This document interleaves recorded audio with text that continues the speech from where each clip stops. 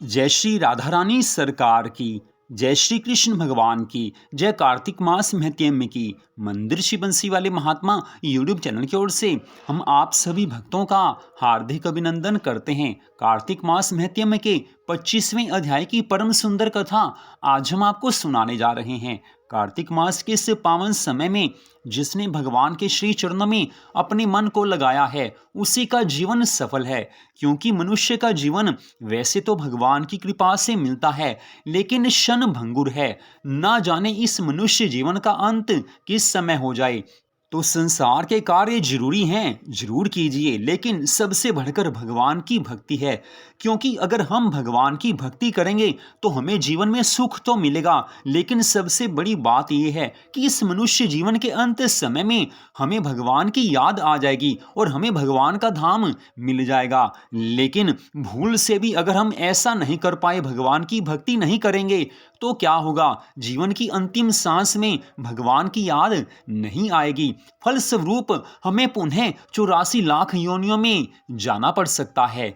आजकल का माहौल आपको पता है कि आजकल के माहौल में भगवान की भक्ति सरल नहीं है, आसान नहीं है। लेकिन मान लीजिए किसी का अगला जन्म फिर से मनुष्य का हो जाए, तो उस समय माहौल क्या होगा? उस समय माहौल ऐसा होगा कि आज से भी बदतर माहौल होगा। उस माहौल में भगवान की भक्ति करना और कठिन हो जाएगा। तो भगवान की कृपा से मिले हुए इस मनुष्य जीवन को भगवान के चरणों में लगा दीजिए। बाकी रही संसार की इच्छाओं की बात, हमारे जीवन में हमें क्या क्या चाहिए उन चीज़ों की बात आती है, तो वो तो भगवान अपनी कृपा से सब कुछ अपने आप करके रख ही देते हैं। जैसे भगवान ने अपने सब भक्तों पर कृपा की है। पांडवों ने युद्ध किया, लेकिन वास्तव में कौरव और पांडवों के युद्ध में पांडवों ने युद्ध नहीं किया था, वो तो भगवान के सहारे थे। भगवान ने ही वास्तविक युद्ध किया था, पांडव तो एक निमित्त मात्र बने थे। तो जो भगवान से प्रेम करता है, भगवान उसकी सारी जीवन की सब बागडोर अपने हाथ में ले लेते हैं। तो भगवान के चरणों में मन लगाकर इन कथाओं को सुनिए, भगवान से प्रेम कीजिए। तो कार्तिक मास महत्म के 25वें अध्याय की इस कथा में भगवान श्री कृष्ण जी सत्यभामा से कह रहे हैं कि हे प्रिय, यह कथा सुनकर राजा पृथु के मन में बड़ा आश्चर्य हुआ है। उन्होंने भक्ति पूर्वक देवऋषि नारद जी का पूजन करने के बाद उन्हें विदा किया है। इसलिए हे सत्यभामे, माघ स्नान, कार्तिक स्नान तथा एकादशी का व्रत, ये तीनों व्रत मुझे अत्यंत प्रिय हैं। वनस्पतियों में तुलसी, मासों में कार्तिक, तिथियों में एकादशी तथा पुण्य क्षेत्रों में द्वारिकापुरी मुझे विशेष प्रिय है। जो अपनी इंद्रियों को संयम में रखकर इन सब का सेवन करता है वह मुझे बहुत ही प्रिय होता है। यज्ञ आदि के द्वारा भी कोई मेरा ऐसा प्रिय नहीं हो सकता जैसा कि पूर्वोक्त चारों के सेवन से होता है। सत्यभामा कहने लगी हैं कि हे नाथ, आपने जो मुझे कथा सुनाई है वह बड़े ही आश्चर्य में डालने वाली है, क्योंकि कलहा दूसरे के दिए हुए पुण्य से ही मुक्ति प्राप्त कर गई। इस कार्तिक मास का ऐसा प्रभाव है और यह आपको इतना प्रिय है कि इसमें किए हुए स्नान दान से कलहा के पति द्रोह आदि सभी पाप नष्ट हो गए। हे प्रभु, जो दूसरे का किया हुआ पुण्य है वह उसके देने से तो मिल जाता है, किंतु बिना दिया हुआ पुण्य मनुष्य किस तरह से पा सकता है? सत्यभामा के इन वचनों को सुनकर भगवान श्री कृष्ण जी कहने लगे हैं कि हे प्रिय, सतयुग, त्रेता और द्वापर में देश, ग्राम और कुल भी मनुष्य के किए हुए पुण्य और पाप के भागी होते हैं, किंतु कलयुग में केवल कर्ता को ही पुण्य और पाप का फल भोगना पड़ता है। पढ़ाने से, यज्ञ कराने से अथवा एक पंक्ति में बैठकर भोजन करने से भी मनुष्य दूसरों के पुण्य और पाप का चौथाई भाग परोक्ष रूप से पा लेता है।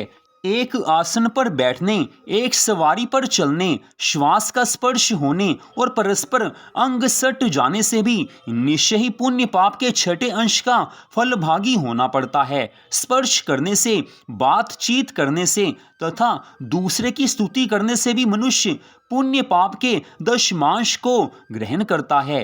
देखने से, नाम सुनने से तथा मन के द्वारा चिंतन करने से दूसरे के पुण्य पाप का शतांश भाग प्राप्त होता है। जो दूसरे की निंदा करता, चुगली खाता और उससे धिक्कार देता है, वह उसके किए हुए पाप को स्वयं लेकर बदले में अपना पुण्य उससे दे देता है।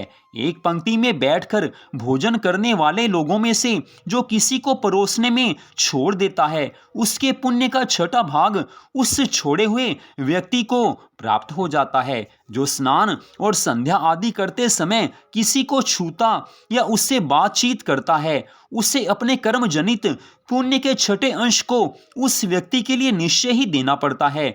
जो धर्म के उद्देश्य से दूसरे मनुष्य से धन की याचना करता है, उसके पुण्य के फल को धन देने वाला व्यक्ति भी पा लेता है।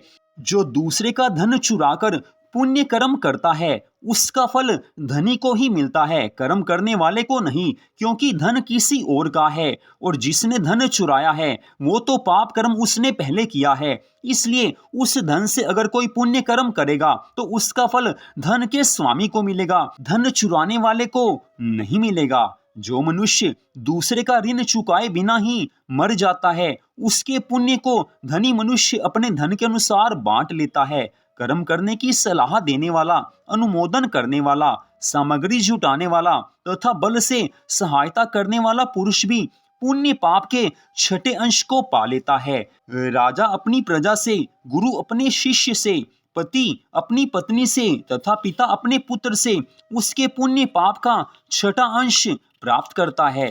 स्त्री भी यदि सदा अपने पति के मन के अनुसार चले और सदा उसे संतोष देने वाली हो तो वह पति के पुण्य फल का आधा भाग प्राप्त कर लेती है। स्वयं धन देकर अपने नौकर या पुत्र के अतिरिक्त किसी भी दूसरे के हाथ से दान करवाने वाले पुरुष के पुण्य कर्मों के छठे भाग को कर्ता ले लेता है।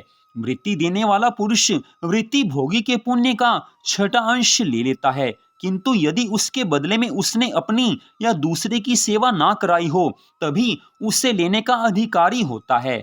इस प्रकार दूसरों के किए हुए पुण्य और पाप बिना दिए भी सदा आते रहते हैं। हे सत्यभामे, धर्म की गति अति गहन है, इसे आसानी से नहीं समझा जा सकता है, लेकिन मनुष्य मात्र का यही कर्तव्य है कि अपने मन को भगवान के चरणों में लगाकर रखे, क्योंकि मनुष्य जीवन का यही एकमात्र सबसे बड़ा लक्ष्य होता है। क्योंकि मनुष्य जीवन प्राप्त करके जिसने भगवान के चरणों में अपने मन को लगा दिया, उसी का जीवन सफल है, उसे ही मेरी कृपा मिलती है और उसी को मेरा धाम मिलता है। संसार के विषय भोगों में जिसने अपना मन लगाया है, उन्हें क्षण भर का संसारिक सुख हो सकता है मिल जाए, लेकिन उन्हें मेरी कृपा कभी नहीं मिलती है।